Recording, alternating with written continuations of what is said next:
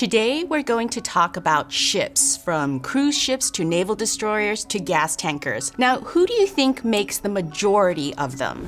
DW has smart viewers, so if most of you said China, you are correct. And there are challenges to that for every other country in the world. If you think back 30 years ago, China was less than 5% of global commercial shipbuilding. And today it's over 50%, right? It's over, in some years it's almost 70, in some years it's 60, but it controls over half of the world's commercial shipbuilding at the moment. The US, for contrast, it's a rounding error. It's somewhere between 0.01 and 0.02%.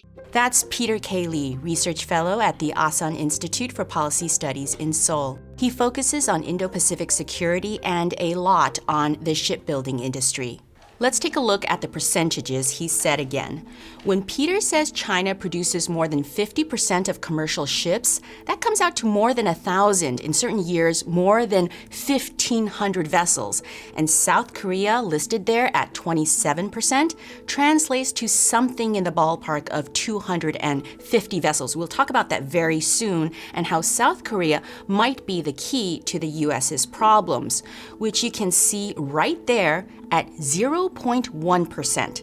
That adds up to something like 3 to 8 ships a year. The United States is in trouble. It is in very dire straits. And I think, to his credit, President Trump has been very cognizant of this since even before he became the president of the United States almost 10 years ago. Peter says one of the most consistent policies in this otherwise wild American administration has been Trump's interest in making America build ships again. The second Trump administration is very ambitious when it comes to naval shipbuilding and cooperation with allies. Contrary to many of the other aspects of President Trump's foreign policy, when it comes to the shipbuilding and naval shipbuilding side of this question, he realizes that the US it does not have all the cards. And that's where his Golden Fleet, for instance, of building, Trump-class battleships, sort of almost a 19th century nostalgia, right? Giant battleships to patrol the Great Seas. But he, I think, realizes that everything needs to be put on the table. And hopefully some of that is going to work out. What happened with the United States is that it kind of got complacent.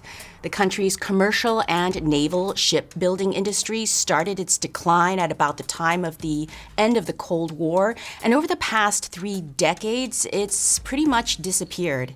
So the US really doesn't build commercial ships. Think about cargo ships or bulk carriers, tankers, and so forth. But China has really built up this huge industrial base in less than 20, 30 years. And so that in alone will not be a huge issue, right? It's a purely commercial, market-driven factor.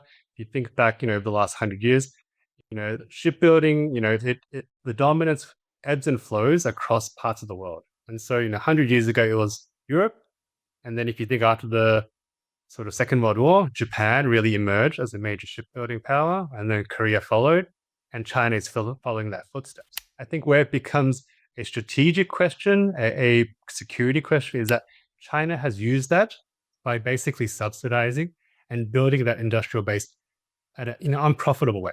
It has subsidized and used it in a strategic way to build up then its own naval shipbuilding industry.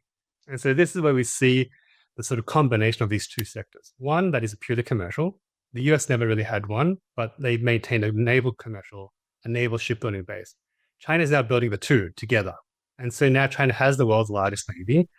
It is clearly not battle tested in the way that the US Navy is. It's not spread around the world. But that's actually what makes it more challenging, I guess, because the Chinese Navy is actually all concentrated in the Western Pacific.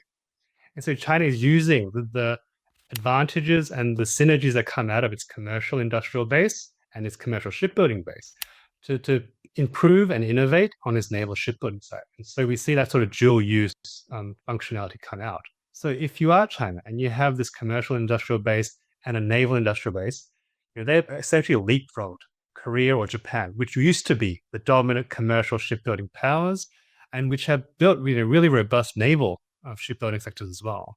So I guess we could talk a little about where Korea and Japan fit into that. But I think that's the scale of the Chinese challenge. And I think the US has really sort of zoomed in on that and how they are going to respond, given that all of a sudden, from a strategic vantage point, a very short period of time, China's overtaken the US Navy. So that is really the big shock for the American side. Catching up to China seems like an impossible dream right this moment. But President Trump has turned to the second largest producer of ships in the world for help, South Korea.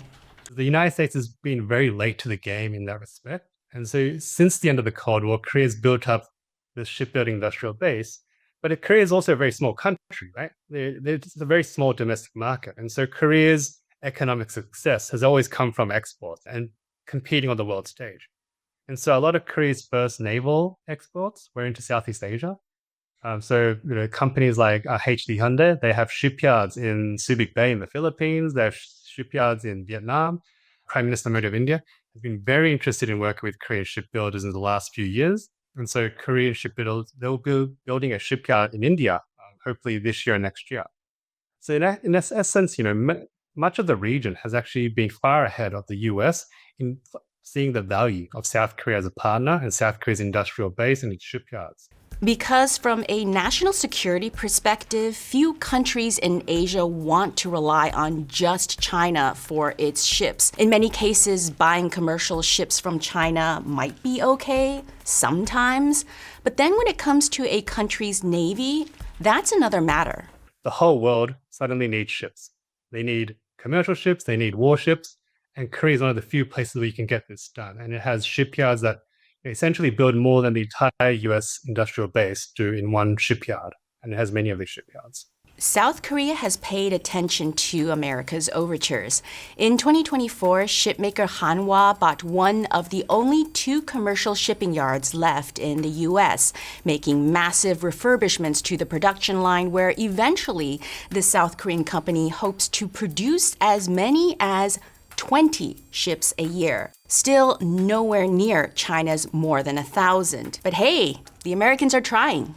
If you look at the Korea-US strategic investment package, of the $350 billion that was announced last year, about $150 billion of that is exclusively allocated to shipbuilding.